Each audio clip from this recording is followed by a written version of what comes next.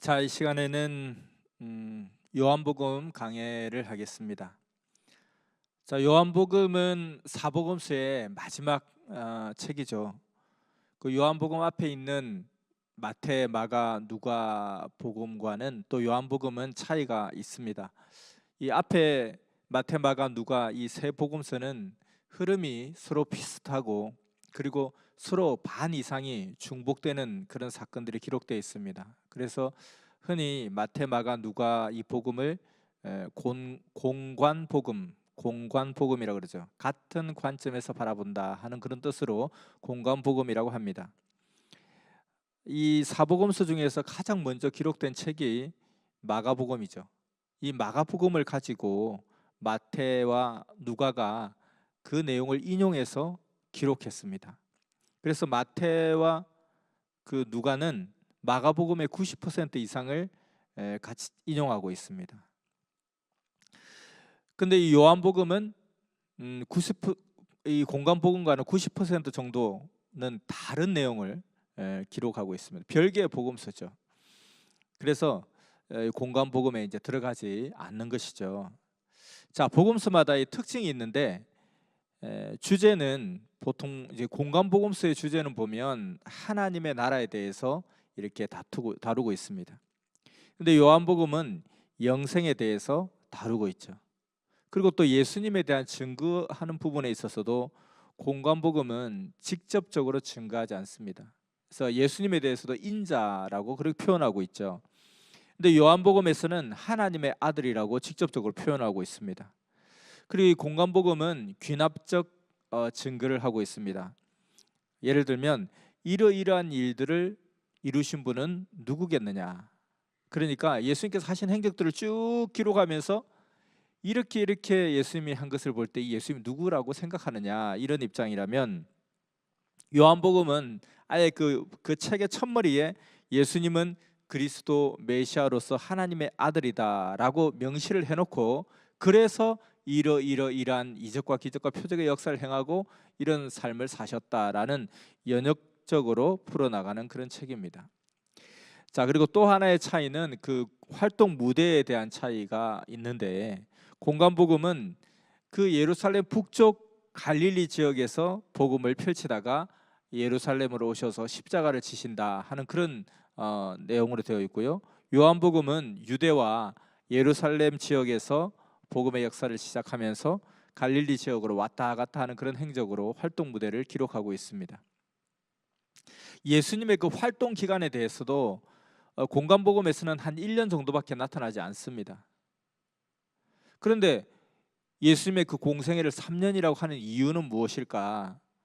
요한복음에 나타나는 거죠. 요한복음에 보면 예수님이 유월절을 3번을 지나는 그런 내용이 있습니다. 그리고 유월절을 3번 지냈다는 것은 3년, 최소한 만 2년 이상은 된다 하는 것이고요. 그리고 또 유월절과 그리고 또 한 번의 명절날이라고 나오고 있습니다. 그래서 이것이 또 한 번의 명절이 유월절일 수도 있죠. 그러면 유월절이 4번을 지난다는 뜻이고요. 근데 유월절이 아닌 다른 명절일 수도 있겠죠. 그래서 유대인의 그 주요 절기를 보면 3대 절기가 첫 번째 제일 큰 게 유월절이죠.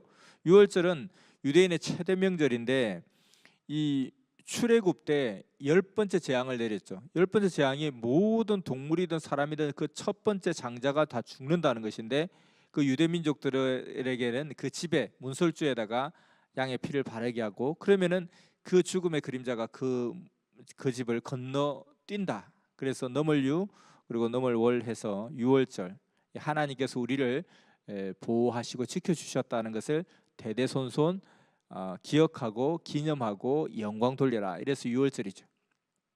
초막절은 이제 두 번째로 초막절인데, 초막절은 광야 40년 방황 때에 하나님이 지켜주신 것을 기념하는 것이 초막절입니다. 그리고 3대 절기 중에 또 하나는 오순절이죠. 오순절은 유월절을 마치는 날로부터 50일째 되는 날, 그래서 오순이죠.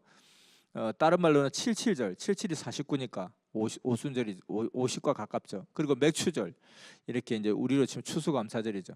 그래서 유월절, 초막절, 오순절 이렇게 이제 3대 절기가 있는데 그 유월절이 3번이 나오고 그리고 또 한 번의 명절, 그러니까 그 한 번의 명절이 유월절일 수도 있고 초막절일 수도 있고 오순절일 수도 있다. 자, 이렇게 볼 때에 보편적으로 3년 정도 공생애를 하셨다. 요한복음의 근거를 가지고 이야기하는 겁니다. 자, 그리고 시간적 구성의 차이를 보면 공간복음서에서는 예수님께서 성전을 정화하고 성전을 막 뒤집어 엎으면서 깨끗게 하는 그런 장면이 나오는데 이것은 예수님의 공생애 중에 뒷부분에 나오는데 요한복음에서는 바로 2장부터 초기에 나오고 있습니다. 이렇게 약간의 시간적 구성에 있어서 충돌이 일어나기도 하죠. 그 왜 그러냐 하니까 이 복음서 기자의 그 기억과 관점에 따라서 충돌이 일어날 수도 있다는 것이죠. 최후의 만찬에 대해서도 공간복음서에는 유월절이라고 되어 있고 요한복음에는 유월절 전날이라고 기록되어 있습니다. 그래서 이것이 이 복음서가 구체적인 어떤 실록 또는 역사 기록이 아니라 증거의 책이기 때문에 조금씩 오류가 있을 수 있고 그 충돌이 용납되기도 한다는 것입니다. 이것이 만약에 뭐 역사적 사실이다 이렇게 한다면은 역사적 사실에 기점을 둔다 이렇게 한다면 굉장히 그 하나하나 틀린 것을 교정을 해야 되고 하나가 틀리면 하나가 맞는 것이고 맞으면 틀린 것이고 이렇게 돼야 되는데 이것이 그 목적이 예수님의 그 행적과 예수님의 그 사명과 또 하나님의 역사에 대한 증거하는 책이기 때문에 그런 부분들은 조금 충돌이 있어도 또 앞뒤가 조금 틀려도 이해를 한다는 입장입니다. 자, 그리고 공간복음서에서 그 중요한 사건 중에 하나가 보면 변화산상이죠. 변화산상은 영적으로 아주 중요한 사건이기 때문에 심도 있게 다루고 있고 그리고 겟세마네 동산에서 예수님의 그 기도도 아주 비중 있게 공간복음에서는 다루고 있는데 이 요한복음에서는 이 두 개를 전혀 언급을 하지 않고 있습니다. 왜 그런가 하니까 그 요한복음에서 다루고자 하는 그 시각과 다르기 때문에 그런 건데 자, 요한복음은 살아계신 하나님의 신성을 굉장히 강조하고 있는 그런 책이잖아요. 그러니까 아주 어떻게 보면은 좀 연약하고 나약해 보일 수 있는 그렇게 보여질 수 있는 그런 기록들을 빼는 경향이 있다는 것입니다. 그래서 이런 내용들이 빠져 있는 것이 있어요. 그래서 공간복음과 요한복음 확연하게 색깔이 차이가 난다는 것을 여러 가지로 알 수 있죠. 근데 아직까지 더 있어요. 아직까지 더 차이점을 계속 또 이야기할 겁니다. 공간복음에는 보면 이 로마 예수님께 십자가를 지실 때 그 로마 병정의 채찍을 맞잖아요. 근데 그 채찍에는 그냥 막 이렇게 막 따갑고 아프고 쓰린 어떤 채찍이 아니라 거기에 그 채찍에다가 가시나 동물의 가시나 또는 뼈 조각 그리고 쇠철을 거기에 달아서 한번 맞으면 살점이 떨어져 나가기도 하는 그런 채찍이었다는 거예요. 그래서 예수님께서 그 채찍을 많이 맞으시면서 이제 십자가를 질 수 있는 여력이 없어서 구레네 시몬이 대신 십자가를 지고 갑니다.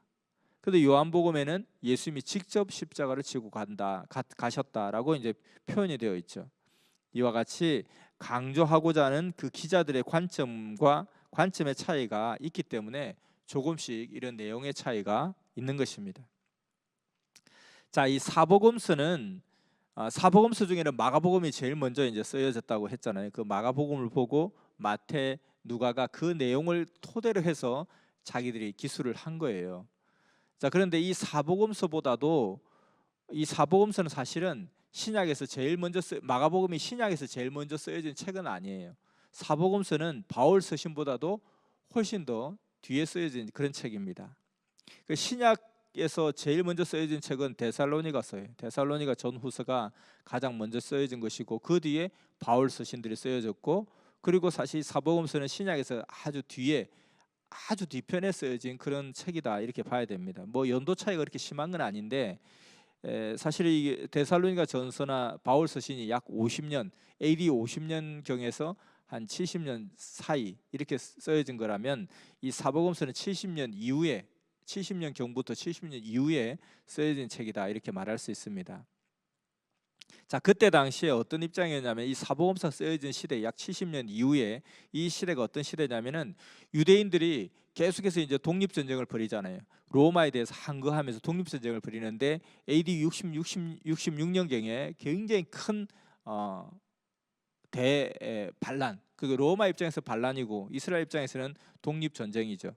그러면서 약 3년 반 동안 이 전쟁이 계속해서 치러지는데 결국은 나중에 그 티투스 장군에 의해서 완전하게 이제 진압이 되게 됩니다. 근데 그때 당시에 110만 명이 죽임을 당했다. 그리고 노예로 팔려간 어린이가 9만 명에 이른다 할 정도로 굉장히 처참하게 고통을 당하고 그런 어떤 슬픔의 그런 시기를 겪게 됩니다. 그리고 예루살렘 성전이 완전하게 박살이 나버려 가지고 예수님께서 예언하신 것처럼 정말 그 돌 위에 돌 하나도 남지 않을 것이다. 이 예수님이라는 영적 성전을 상실해 버림으로 인해서 육적 성전도 그와 같이 처참하게 무너지는 것을 예수님이 하신 말씀대로 그대로 이루어진 것이 그렇게 길지 않은 AD 70년경에 66년에 일어난 그 사건이 70년경에 종결되면서 성전이 완전하게 폐허가 되는 그런 역사가 일어나게 됩니다. 거기에다가 극심한 기근까지 찾아오게 되면서 기록에 의하면 정말 그 자식까지 구워 먹는 그런 행위까지 하게 되었다는 것입니다. 그래서 마치 예레미야 애가에 나오는 것처럼 그 남유다가 바벨론에게 멸망할 때 정말 그 자비한 부녀가 자식을 삶아서 먹었다 이런 이야기까지 있는데 여기서는 자식을 구워서 먹었다 이런 정도까지 아주 그 처참한 전쟁에 참혹한 어떤 그 고통 거기에다가 극심한 가뭄까지 곁들이면서 엄청난 고난을 겪게 되죠. 그리고 나서 이제 많은 사람들이 이제 이스라엘을 탈출해서 디아스포라 유대인의 대역사가 또 일어나게 됩니다. 이러한 상황에서 이 복음서가 기록되게 됐다는 거죠.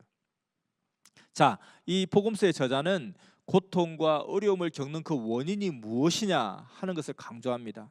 메시아를 맞이하지 못해서 그렇다는 것을 강조하는 것이죠. 메시아 예수님을 믿어야 된다는 것을 강조하기 위해서 이 사복음서가 쓰여졌다는 것입니다. 제일 먼저 기록된 것이 마가복음이라고 그랬죠. 이 마가복음은 아주 16장으로 되어 있는데 짧고 스피디하게 그렇게 진행이 되고 있습니다. 로마에 있는 그 디아스포라 유대인에게 증거하기 위해서 그 타겟을 두고 쓰여진 책입니다. 그래서 예수님의 기적과 이적을 많이 강조하고 있고 하나님의 아들 메시아임을 강조하고 있습니다. 이 마가복음서를 가지고 마태와 누가가 약 90% 이상을 인용해서 가져갔다 그랬죠. 거기에다가 마태는 거기에다 자기 고유의 자료를 거기에 끼워 넣고 그리고 누가도 자기만의 고유의 자료를 끼워 넣습니다. 그러면서 이 마태와 누가의 이 둘만의 공통된 것, 그러니까 마가복음을 90% 참고하고 또 둘 다 90% 마가복음에서 가져왔는데 마가복음은 16장이잖아요. 거기에서 거의 대부분을 가져온 다음에 마태는 마태 자체의 고유 자료가 있고 또 그리고 누가는 누가 자신만의 자료가 또 있어요. 그리고 또 마태와 누가가 서로 공유하는 또 공통된 자료가 있는데 그 자료가 예수님의 어록, 예수님의 설교 내용이 굉장히 많이 있다는 것입니다. 그러니까 예수님의 말씀하신 자료가 많이 추가되어 있다는 것이죠. 그렇게 해서 그 마가복음이 16장인데 거기에다가 마태는 자기만의 고유의 자료 그리고 마태와 누가가 공통으로 쓰여진 그런 예수님의 많은 어록들 해서 마태복음은 28장 그리고 누가복음은 24장으로 그 분량이 더 많아지게 되는 것입니다. 자, 그러나 그 마가복음의 90% 이상을 두 복음서가 인용하고 있다는 것. 자, 그런데 이 마가복음은 예수님의 전기, 예수님의 드라마로 천면에 나타나고 있습니다. 그리고 70년 이후에 마가복음이 쓰여진 뒤에 마태와 누가복음이 기록되어지고 요한복음이 가장 늦게 기록이 되어집니다. 이 누가복음의 저자 누가는 의사이죠. 그리고 헬라파 유대인이었고요. 그래서 그 자기의 직업에 맞게 아주 격조 있고 세밀하게 세심하게 기록되어 있는 것을 볼 수 있습니다. 이 마태는 유대인을 겨냥해서 적은 내용이죠. 마태 자신 유대인이니까 유대인을 겨냥해서 적은 내용이고 그래서 그 유대인이 다 알고 있는 구약의 많은 예언이 어떻게 이루어졌다라는 것을 많이 강조하고 있습니다. 자, 여기에 비해서 요한복음은 사복음서 중에 가장 마지막에 기록된 그런 기록으로서 약 한 90년대 이때쯤에 기록된 것으로 보통 추정합니다. 그리고 이 요한복음의 저자가 요한이다. 그래서 요한복음이다. 이렇게 정한 이유는 뭐냐면 처음부터 이 책은 요한복음입니다 하고 제목에 요한복음이라고 달고 글을 쓴 게 아니죠. 어떤 그 문서가 발견되었는데 이 문서에 책 이름을 뭐라 할까 해서 요한복음이다 이렇게 정한 거잖아요. 근데 그런 결국 이 요한이 저자라는 뜻인데 왜 요한을 저자로 보느냐 했을 때는 13장 23절을 보면 자기를 소개할 때 예수님의 사랑하는 제자다 이렇게 표현하고 있습니다. 그래서 보편적으로 그때 당시에 그 사도 요한의 별칭이 예수님의 사랑하는 제자 이렇게 표현되어 있습니다. 그 예수님께서 항상 중요한 시점에 늘 데리고 다녔던 세 명의 핵심 제자가 있었죠. 세 명의 핵심 제자가 베드로 그리고 야고보. 야고보는 근데 두 명이 있다 보니까 베드로와 세베대의 아들 야고보 그리고 그의 형제인 요한. 그러니까 요한과 야고보는 형제 관계예요. 그래서 이 세 명이 수제자였는데 이들 중에서도 이 사도 요한이 예수님의 사랑하는 제자라고 보통 통칭이 많이 되고 있습니다. 최후의 만찬에도 예수님 옆에 있던 자가 바로 옆에 있던 자가 요한이었고요. 그리고 예수님이 십자가의 길을 가실 때 다 이렇게 도망치고 없었잖아요. 근데 그 십자가 길을 끝까지 따라갔던 자가 누구냐? 유일한 사도 요한이었습니다. 그리고 예수님의 십자가상에서 예수님의 마지막 유언의 음성을 듣게 되죠. 그 유언의 음성이 내 어머니를 부탁한다.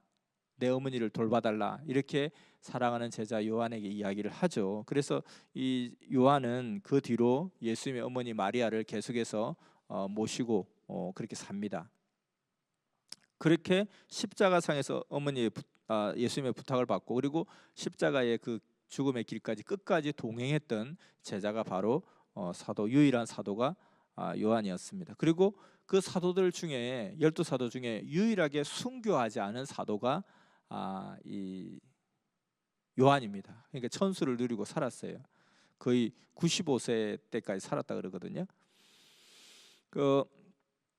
이제 그 예수님께서 돌아가신 이후에 예수님의 그 부탁대로 어머니 마리아를 모시고 사도 요한은 삽니다. 그러다가 한 60년대 중후반쯤에 바울이 AD 64년경에 순교를 했다고 기록이 되어 있습니다. 그리고 난 이후에 그 에베소 교회를 바울의 제자 디모데에게 맡겼어요. 그래서 디모데가 에베소 교회를 목회를 하고 있던 그때에 이 요한을 초빙을 하게 됩니다. 그래서 60년대 중반경에 에베소로 이주를 하게 돼요. 근데 앞서 말했듯이 AD 66년에 이스라엘 반란 사건이 일어나게 되잖아요. 독립 전쟁이 일어나게 되잖아요. 그러니까 그 전쟁의 참화가 일어나기 전에 에베소로 이주를 했어요. 그래서 그 이주를 해서 그곳 가운데서 어머니를 모시고 살다가 이 흔히 사도 요한이 밤모섬에 유배를 갔다 그러잖아요. 그 왜 유배를 갔을까? 유배를 간 이유는 이스라엘 다 평정한 로마가 결국 이제 그 계속해서 이제 다른 황제가 계속 이어지면서 이때 당시에 어떤 황제가 황제 숭배를 굉장히 강요를 했었어요. 그래서 그 에베소 지역에도 이제 황제 숭배를 강요하는 거예요. 그래서 지나가는 사람마다 다 불러놓고 황제 숭배하기를 다 강권해요. 그렇게 하다가 하지 않으면 저놈은 기독교인이구나. 왜냐하면 기독교인은 오직 하나님께 경배하니까 사람에게 경배하지 않으니까. 그래서 그 기독교인을 박해하는 그런 그 박해의 그 어떤 흐름이 에베소까지 미쳤던 거예요. 그래서 그때의 황제 숭배를 거부한 것으로 인해서 결국 요한이 이제 그 고난을 당하게 되죠. 그래서 처음에는 독배를 마셨다고 했습니다. 독배를 마시는 그런 벌을 받았는데 독배 마시고 죽어야 되는데 사약을 받고 죽는 것처럼 죽어야 되는데 죽지 않고 멀쩡한 거예요. 그래서 뭐 옛날 우리 조선시대 때도 사약을 먹었는데도 안 죽는 사람이 간혹 있었대요. 그렇게 해가 되지 않으니까 나중에 기름가마에 넣었는데도 해가 없었다 그랬습니다. 사실 요거는 조금 우리가 신뢰도가 신빙성이 조금 떨어질 수 있는데 끓는 기름감에 들어갔는데 안 죽었다 이거는 조금 뭐 그럴 수도 있기는 있겠지만 그 현실적으로 상식적으로 맞지 않는 이야기잖아요. 근데 그렇게 전승이 되고 있다는 거예요. 아무튼 그러다 보니까 요놈의 이거 독배를 마셔도 죽지 않고 기름감에 넣어도 죽지 어떻게 할까? 그래서 밤모섬이라는 곳에서 가서 거기가 가서 밤모섬에 앉아서 요한계시록 받고 막 그렇게 하니까 그냥 섬에 가서 그냥 한가하게 막 거닐면서 마치 우리 예전에 귀향 간 것처럼 어떤 섬에 귀향 가서 그냥 거기서 그냥 낚시질하고 그냥 그렇게 그냥 갇혀 사는 이런 것으로 생각하는데 그게 아니고 그곳에서 채석장에 간 거예요. 강제 노역으로 간 거예요. 뭐 우리 뭐 아우지 탄광 가듯이 뭐 시베리아에 뭐 그냥 끌려가듯이 그런 식이죠. 그 반모섬의 채석장에 가서 그 강제 노역을 하게 됩니다. 거기서 요한계시록을 이제 쓰게 되죠. 그러다가 그때 황제 숭배를 강조했던 그 황제가 암살당하게 돼요. 그 황제가 죽고 나서 결국 이제 풀려나서 다시 에베소로 돌아오게 됩니다. 말년에 에베소로 돌아오게 되죠. 그래서 그 에베소에서 95세의 나이로 이제 숨지게 됩니다. 뭐 사실은 이제 뭐 혼자 유일하게 순교하지 않은 사도라 하지만 그의 삶의 그 고난은 황제 숭배를 거부함으로 인해서 사실은 뭐 거의 순교에 버금가는 그런 고난과 고통을 겪기도 했지만 아무튼 자기의 수명을 다하기까지 죽임을 당하지 않고 95세의 나이로 숨지게 되었습니다. 그래서 아마 이 요한복음은 밤모섬에 유배를 가기 전이나 또는 밤모섬에 유배를 갔다 온 이후에 그 전후에 쓰여졌을 것이다. 그러니까 AD 약 90년경에서 95년 이즈음에 쓰여진 책이다. 이렇게 보아지는 거죠. 그러니까 공간복음서보다도 상당히 뭐 10년, 20년 더 뒤에 쓰여진 그런 책이죠. 이제 에베소는 국제 도시였고요. 헬라 문화가 만연했고 또 그리고 디아스포라 유대인들이 굉장히 많았던 그런 곳입니다. 자, 디아스포라 유대인이 뭐냐 했을 때 디아스포라 유대인은 뭐냐면 이게 유대인 교포라고 생각하면 될 것 같아요. 우리나라도 보면 예전 조선 구 한말에 저기 멕시코로도 이민을 갔잖아요. 멕시코 그 농업 이민을 갔잖아요. 그래서 완전히 강제 노역을 하다시피 하면서 지금 에넥갱 우리 후손들이 있죠. 그리고 저기 중앙아시아에도 우리 후손들이 있죠. 우리 그 동포들이 있죠. 그리고 중국에도 있죠. 그리고 미국에도 있고요. 자, 이렇게 이와 같이 이렇게 흩어졌던 유대인들, 이 유래가 바벨론 포로 시절부터 시작되는 거예요. 바벨론의 포로 시절에 끌려갔던 유대인들이 거기에서 다시 귀한 허가를 받고 돌아온 사람도 있지만 더 많은 사람들이, 절대적으로 더 많은 사람들이 바벨론 지역에 살게 되었죠. 그들이 거기서 그 지역에서 점점점 옆으로 흩어지면서 그 소아시아 지역에 각 지역에 이제 유대인들이 살게 되었고요. 그리고 나서 이제 AD 70년경 이때 또 많이 또 흩어지게 되었죠. 이렇게 이제 흩어지는 과정 가운데 결국은 그 사도 바울이 복음을 전하러 전도 여행을 나갔을 때에 그들을 환영했던 사람이 누구냐면 이 디아스포라 유대인들이었어요. 그들은 유대교 전통을 가지고 있고 그러나 이제 완전하게 이제 본국에서 살아오지 못했기 때문에 조금 이제 뭐 반반 정도 섞인 그런 상태에서 그 터전 위에서 사도 바울이 소아시아에서 복음을 전하게 되었죠. 이방인들에게도 복음을 전하고 그리고 이방인들의 헬라인을 말하죠. 그 시대의 다른 나라 사람들 그리고 디아스포라 유대인들 우리 유대 족속들에게도 전하게 되고 그 터전을 통해서 역사가 펼쳐져 나가죠. 그들은 성전은 없었지만 회당이라는 그런 지교회 같은 그런 모임의 장소를 가지고 그렇게 신앙을 유지하고 있었습니다. 자, 이렇게 디아스포라 유대인이 많았던 그 에베소였습니다. 그래서 그들을 겨냥해서 이 복음을 저술한 것이다. 복음서를 저술한 것이 이게 요한복음이라고 이렇게 봐집니다. 자, 요한복음을 기록한 목적은 요한복음 20장 31절에 잘 나타나 있는데 첫 번째는 예수 그리스도가 하나님의 아들이심을 증거하고자 함이다. 이렇게 표현되어 있고요. 두 번째는 그것을 믿음으로 영생을 얻게 하려 함이다. 이 두 가지의 목적으로 기록했다고 했습니다. 예수님이 메시아인 것을 가장 임팩트 있게 증거하는 책이 이 사복음서 중에서도 요한복음이다. 그렇게 생각하면 된다는 것입니다. 그래서 우리가 성경을 대하는 초심자들에게 아직 성경을 잘 모른다든지 또는 어떤 뭐 성경을 접하고 싶다든지 또는 성경을 좀 더 접근하고 싶고 예수님에 대해서 좀 더 인식하고 싶고 메시아에 대한 그 관념을 인식하고 싶다 했을 때 추천할 수 있는 책이 바로 요한복음이라고 할 수 있을 것입니다. 자, 그때 당시 헬라파 이방인들에게 예수님이 그리스도임을 증거하기 위함이기 때문에 그 헬라 철학을 유대 종교식으로 잘 전환해서 증거를 했던 것이죠. 그래서 그 당시 언어들을 기독교식으로 잘 조화하며 기록했던 아주 수준 높은 그런 책이고 심정적인 책이고 또 예수님의 그 사랑을 뜨겁게 표현하는 그런 책이라는 것입니다. 그리고 예수님의 그 신성을 강조한 그런 책이기도 하고요. 그래서 요한복음을 살펴보면 서론 부분은 1장이 서론 부분입니다. 태초에 말씀이 계시니라 그 말씀이 육신이 되어 우리 가운데 거하시니 그분이 예수 그리스도시라. 그래서 첫 장부터 예수님은 그리스도다, 하나님의 아들이다, 살아계신 하나님이다, 이것을 딱 못을 받고 그래서 이러한 역사를 펼쳐 나가신 것이다. 이렇게 이제 연역법적으로 풀어가죠. 그리고 본론은 2장에서 20장까지 진행이 되고요. 결론은 마지막 장 21장 부활 이후에 제자들과의 사건들로 끝을 맺고 있습니다.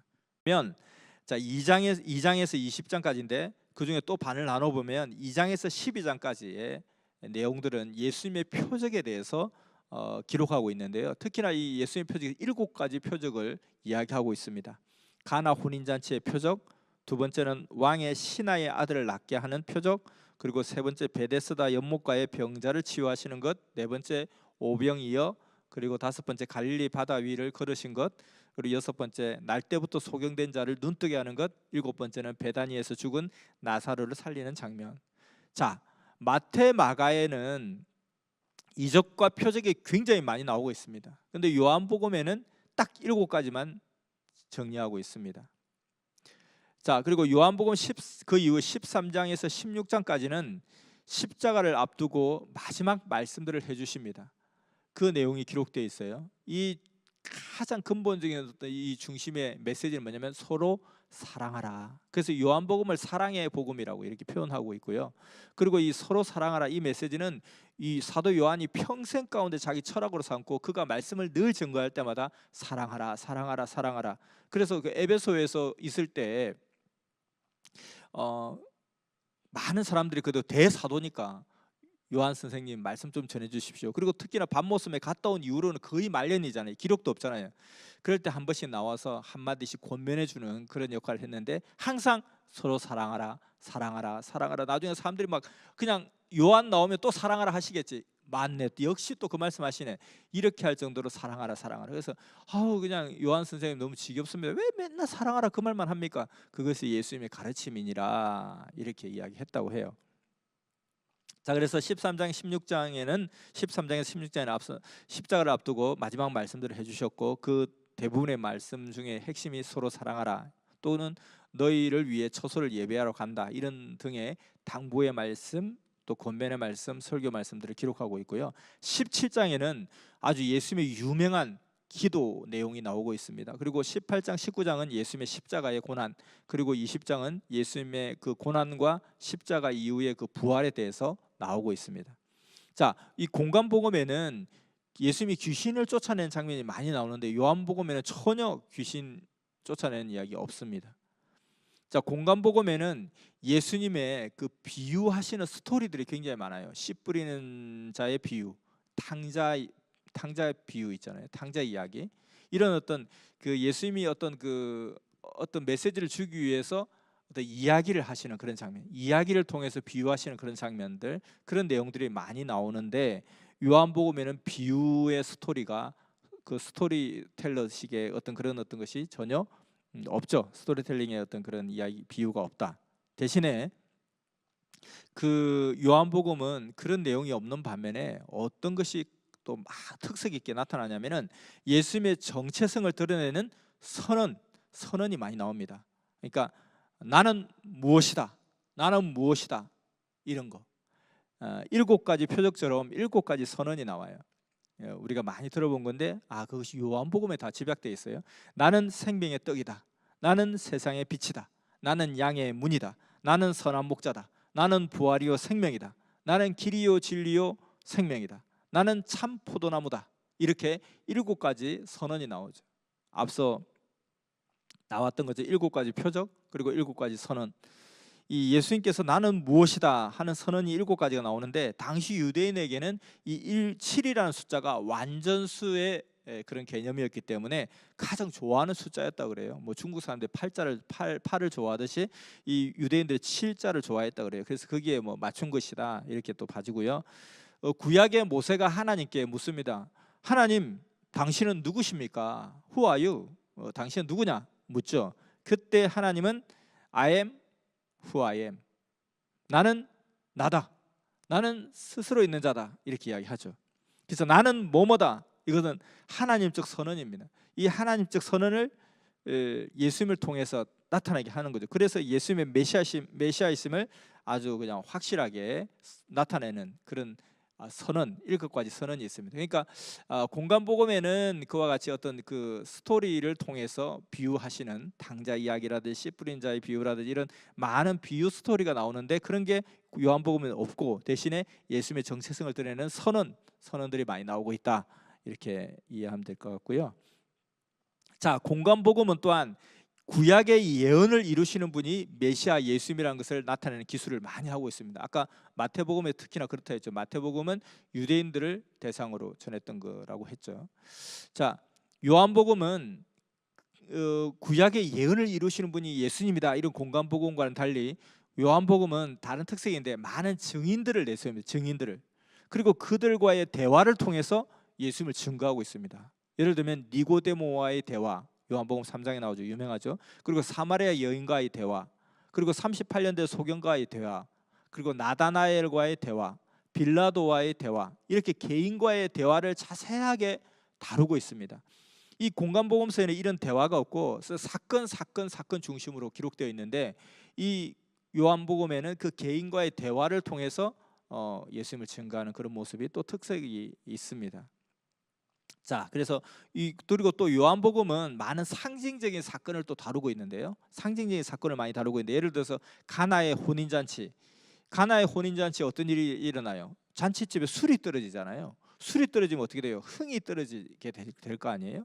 그래서 흥이 떨어지는 그런 상황. 그래서 마치 이 가나의 혼인잔치에 술이 떨어진 것을 구약 시대의 상황이 그러하다는 것을 의미하는 것이죠. 구약 시대의 상황이 결국은 이제 막 이 흥이 떨어지고 있다는 거예요. 판이 깨지고 있다는 거예요. 그럴 때에 예수님이 나타나서 새 포도주를 주시죠.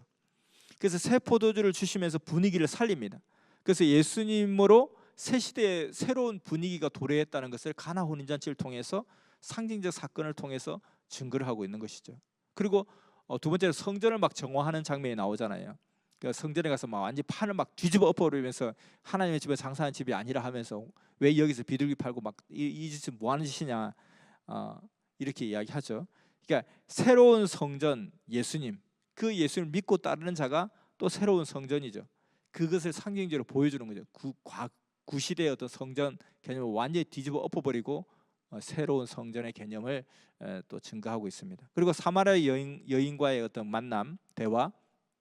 사마리아 여인이, 우리는 전통적으로 우리 조상인 야곱의 우물물을 먹고 있는데 왜 이렇게 마셔도 목이 마릅니까?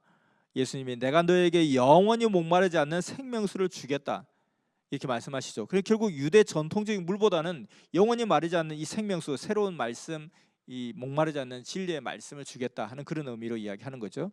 38년 된 병자가 베데스다 연못에서 낫기를 간구합니다. 그 베데스다 연못은 구시대 치유의 역사를 이야기하는 거죠. 구시대에서 해결할 수 없는 그 문제를 결국 누가 해결해 주느냐? 예수님이 해결해 준다. 그래서 베데스다 연못에서 38년 된 병자가 낫기를 간구했지만 거기서 나을 수 없는 상황 가운데 예수님이 치유해 주는 역사가 일어나듯이, 이와 같이 너희들이 그렇게 의지했던 구시대의 그 치유의 역사는 이제 더 이상 일어날 수가 없고, 그 문제를 누가 해결해 줄 것이냐? 내가 해결해 준다. 이런 차원으로 상징적 사건으로 다루고 있습니다. 자, 이렇듯 표적과 선언과 대화를 통해서 이 요한복음의 저자 요한은 핍박과 어려움 속에서 예수님을 절대적인 하나님의 아들, 하나님의 육신으로 초점을 맞추고 강조하고 있다는 것입니다. 예수님이 곧 살아계신 하나님이심을 강조하고, 예수님이 성자, 독생자 개념이 들어가게 그렇게 증거하고 있습니다. 절대 신의 개념으로 증거하고 있죠. 절대 신이기 때문에 이 모든 일을 할 수 있다고 강조하는 것입니다. 자, 이렇게 해서 그 어려운 시기에 정말 너희들이 예수님을 믿지 않음으로 말미암아 이런 고난을 당하게 되었다, 이렇게 유대인들에게 외쳤고, 그리고 헬라파 많은 유대인들한테 이런 복음을 외치게 되죠. 자, 그런데 이러한 강력한 외침을 통해서 어떤 문제가 생기느냐? 결국 성자와 예수님을 쪼개지 못하고 성자와 예수님을 한 몸으로 만드는 그런 또 계기가 되게 됩니다. 절대 하나님, 창조자 하나님, 삼위일체로 예수님을 인식하게 했다는 것입니다. 핍박과 고통과 어려움 속에서 절대 강조한 거죠. 이것이 어려움을 이길 수 있는 큰 힘이 되었기는 했으나 2000년 동안 이것이 도구화되고 교리화되어서 어느 누구도 깰 수 없는 고정관념이 되어버렸습니다. 자, 바울의 선택 교리와 같은 입장이죠. 바울이 예수님을 깨닫고 복음을 전할 때 한쪽 면에서는 이 시대 관원들이 지혜가 없어서 영광의 주를 십자가에 못 박았다, 이렇게 증거하고요. 또 한쪽에서는 정말 사형수로 돌아가신 그 예수님, 나사렛 이단의 괴수로서 돌아가신 그 예수님이 너희들이 기다리던 메시아다. 이걸 어떻게 증거할 것이냐 했을 때 오히려 고난의 주를 딱 들고 나옵니다. 그 고난의 주에 대한 예언을 부각시키면서 보라, 그가 우리는 다 어린 양 같아서 자기 갈 길로 갔지만 하나님께서 우리의 죄악을 그에게 담당시켰다고 했지 않냐. 이 구약의 예언, 이사야 예언이 이렇게 이루어졌다. 그러니 예수님이 메시아다. 이렇게 또 증거를 하게 된 거죠. 이것을 강조하고 이것을 부각시키게 된 거죠. 그러다 보니까 그때는 이제 사람들이 예수님에 대한 믿음을 가지게 해주는 역할, 그런 어떤 효과가 있었는데, 뒤에 이것이 예수님은 죽으러 오셨다, 이것으로 확실하게 교리화되는 2000년의 고정관념이 되는 그런 계기가 된 것이 바울의 선택 교리죠. 이와 같이 요한도 그 어려운 시기에 예수님에 대한 절대 신성을 강조하면서 예수님을 증거하고 많은 사람들이 예수님을 믿게 한 그런 효과가 있는데, 오히려 그것이 또 2000년 역사 속에 예수님을 절대 신성화하여서 예수님과 성자를 구분하지 못하게 하는 그런 교리의 도구마를 가져오게 되었다는 것입니다. 자, 그래서 근데 이러한 2000년의 이 고정관념을 쪼갠 것이 바로 선생님의 말씀이죠. 뭐 기독교인들은 펄쩍 뛸 일이죠. 어떻게 예수님하고 성자를 구분해버리고, 예수님이 사람이고 메시아는 사람이다, 신이 아니다, 하나님이 아니다, 이렇게 이 쪼갠다는 것. 근데 이제 이렇게 하면 기독교 펄쩍 뛰죠. 이건 뭐 예수님의 신성을 또 예수님을 모독하는 것이고 신성 모독이고 예수님을 막 폄하하는 것이다 생각하지만, 그러니까 예수님이 사람이다, 그렇게 하면 예수님을 막 아주 그냥 폄하하는 것처럼 이단 교리처럼 생각을 한다는 거예요. 이 쪼개는 것이 어떤 그런 것을 가져오는 것은 아닌데, 사실은 이 유대인과 기독교의 논쟁의 핵심도 이것입니다. 유대인의 관점에서는 예수님의 신성 모독이라는 거예요. 그들은 인간이 하나님이 될 수 없다, 이런 절대적인 명제를 가지고 있습니다. 그래서 유대인이 예수님을 지금도 인정하지 못하는 그 부분이 인간은 하나님이 될 수 없다, 인간은 신이 될 수 없다 이거고, 기독교는 예수님이 신이다, 예수님이 곧 살아계신 하나님이다, 이 부분이 있기 때문에 유대교가 절대 기독교를 인정하지 않는다는 것입니다.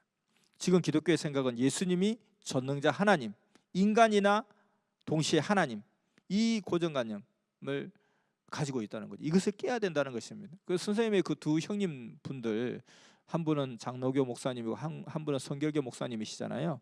자, 이분들도 마찬가지, 이게 절대로 깨지지 않는다는 거예요. 예수님은 하나님의 절대적인 신이다. 근데 이것을 인간으로 전락시키면 그것이 이단이다.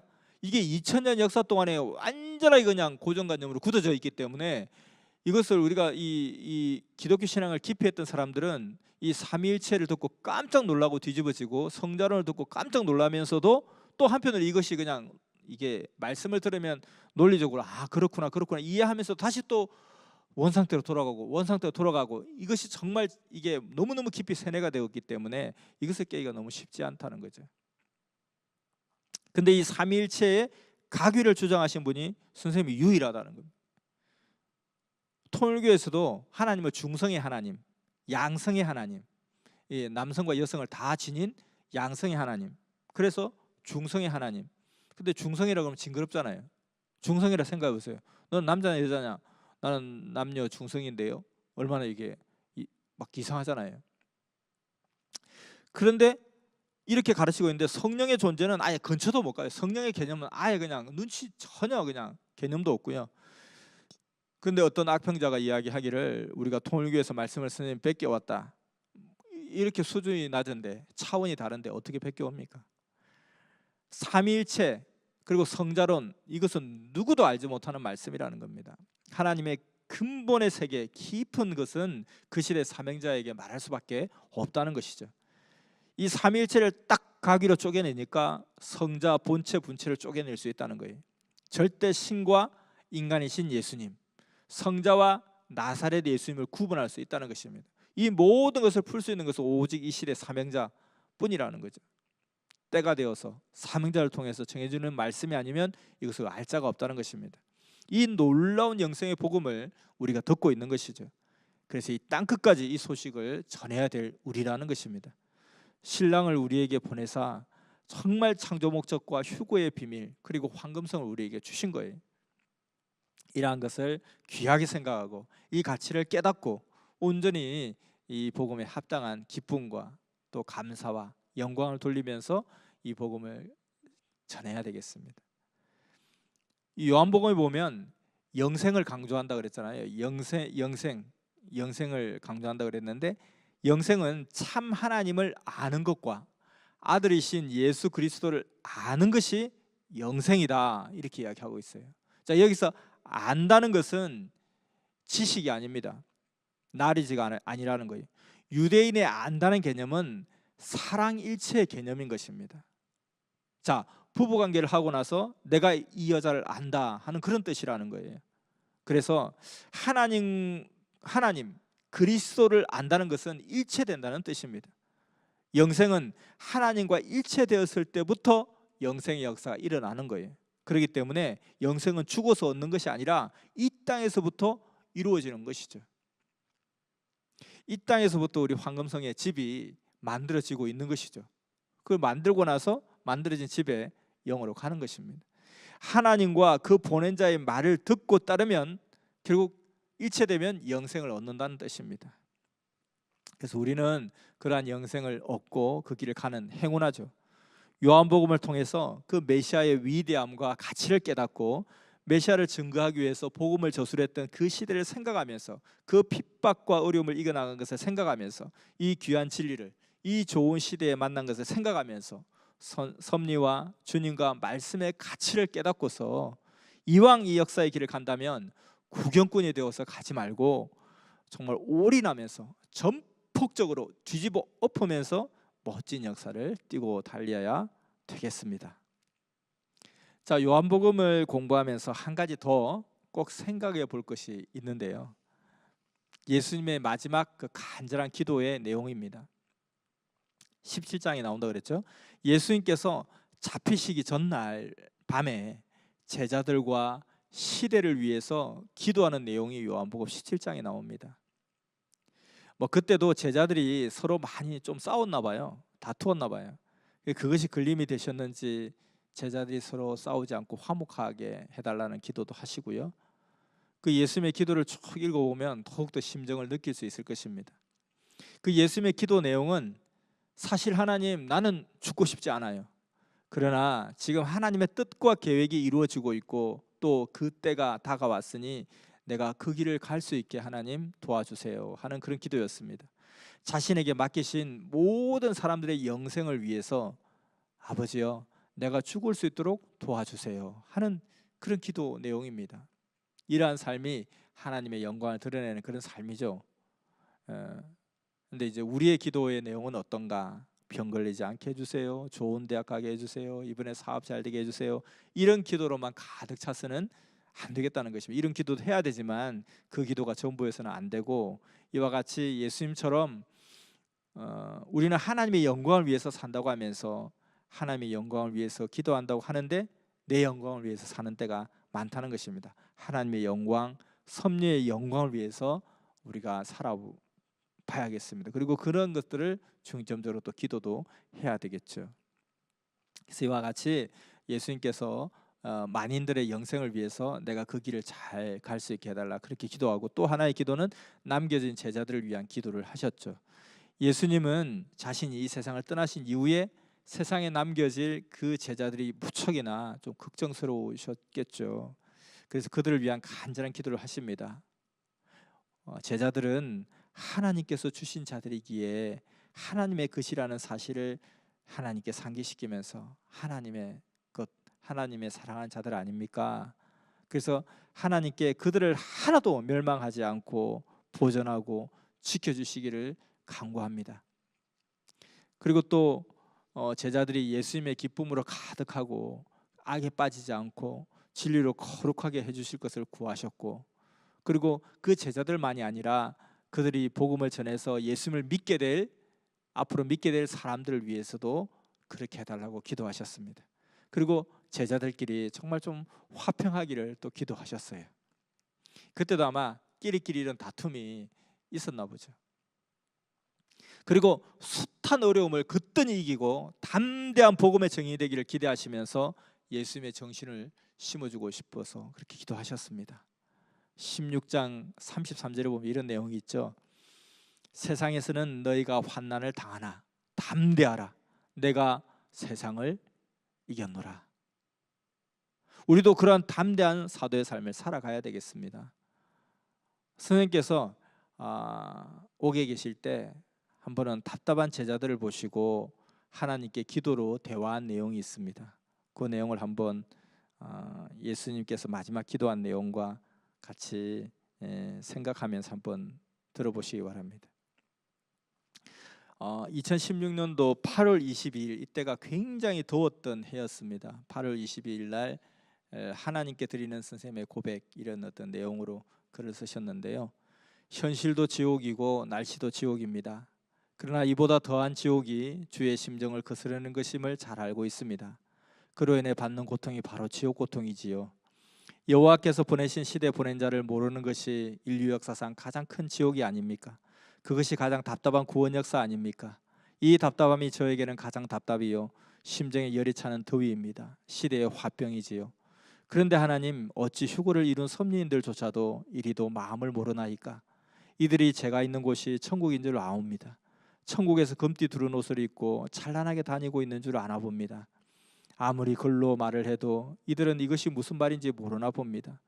지옥 고통을 겪었다 해도 들리지 않고 느껴지지 않나 봅니다.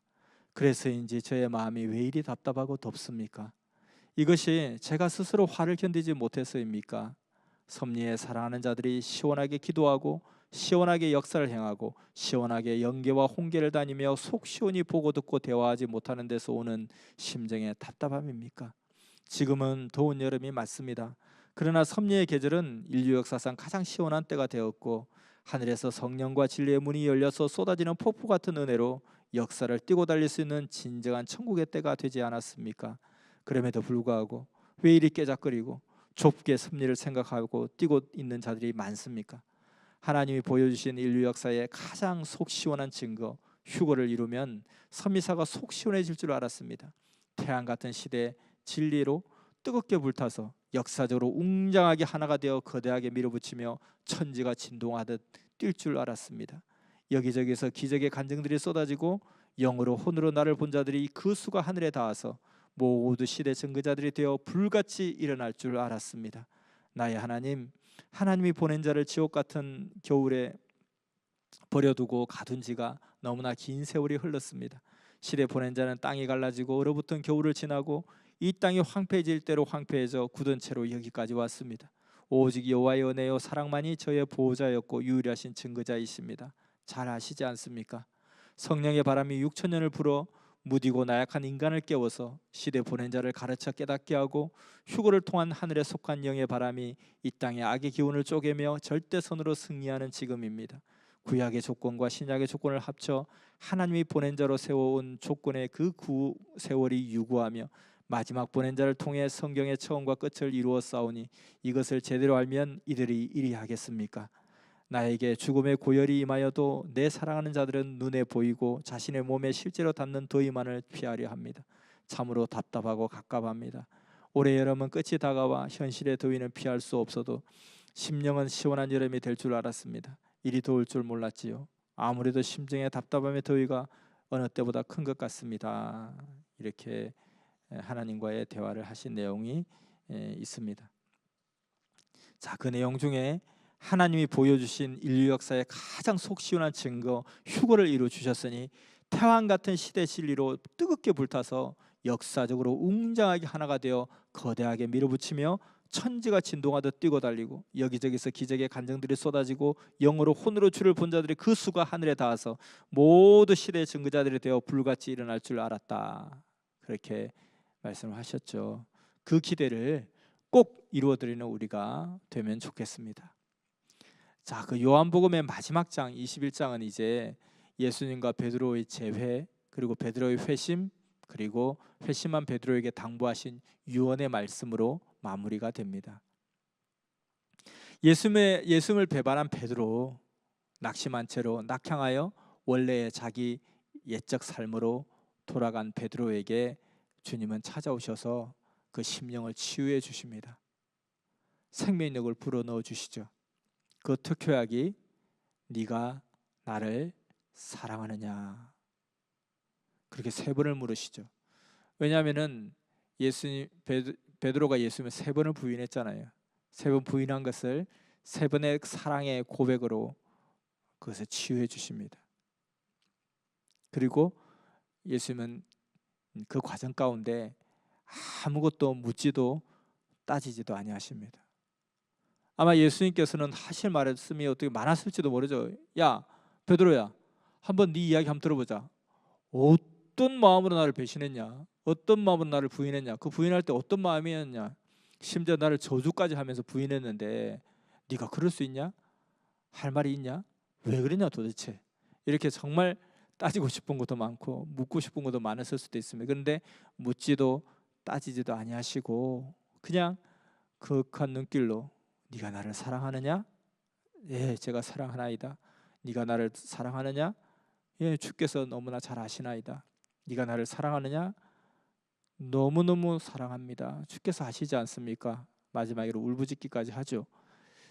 그러면서 회복되는 역사를 그대로 안겨주십니다. 묻지도 따지지도 아니하시고.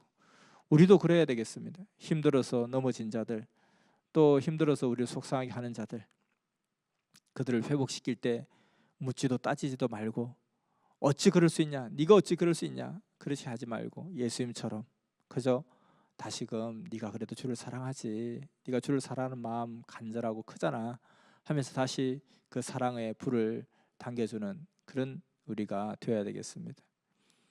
그 일어선 제자에게 나를 사랑하느냐? 그러면 내 양을 먹이라, 이렇게 이야기하고 있습니다. 주를 사랑한다면 그가 원하는 일을 해야 되겠죠. 그것이 바로 내 양을 먹이라. 그리고 또 나중에 그 뒤에는 승천하시며 또 말씀하시죠. 땅끝까지 이르러 복음의 증인이 되라. 자, 이렇게 볼 때 우리에게 바라시는 주의 간절한 소망은 무엇인가? 우리가 주를 사랑하는 표를 무엇으로 내어야 될까? 하늘의 입장에서 땅의 입장에서 이 두 가지를 이것을 종합해 볼 때 무엇을 우리가 해드릴 수 있을까? 첫 번째, 땅끝까지 이르러 복음의 증인이 되라. 두 번째, 내 양을 먹이라. 이 두 가지가 우리가 정말 주가 우리에게 바라시는 것이고, 주가 내게 바라신 게 뭡니까? 물어보지 않아도 이것이고, 그리고 내가 정말 주를 사랑한다면 그 사랑한다는 그 표를, 그 증거를 무엇으로 내세울 수 있을까? 땅끝까지 이르러 복음의 증인이 되라. 그리고 내 양을 먹이라. 이 두 가지라는 거죠. 자, 이것을 온전히 우리가 행하는 섭리의 사도요 신부가 되어야 되겠습니다. 자, 요한복음은 믿음의 책이요, 심정의 책이요, 사랑의 책입니다. 예수님의 심정과 마음을 뜨겁게 느끼게 되고, 그리고 이 시대와 비슷한 점을 많이 또 느끼게 됩니다. 그 AD 70년 이후에 그 절망적인 유대 민족의 그 고통은 바로 메시아를 맞지 못한 탕감이라고, 그렇게 사도들은 그 기회를 통해서 외쳤습니다. 그 환난과 어려움 가운데 그들에게 또 그들의 잘못을 깨우쳐주고, 왜 이러한 고난과 고통을 겪게 되는지, 그리고 이러한 고난과 고통을 벗어날 수 있는 길이 무엇인지, 회복할 수 있는 그 길이 무엇인지, 그 비전을 제시하고 생명의 길을 제시했습니다. 이 시대도 우리가 정말 잘해서 이 시대를 정말 이 축복의 시대로 만들어 가야 되겠습니다. 미련도 후회도 없는 멋진 역사를 감당해 가야 되겠습니다. 이것을 우리가 꼭 깨닫기를 바랍니다. 자, 이것으로 우리 요한복음 강해 마치도록 하겠습니다. 기도하겠습니다.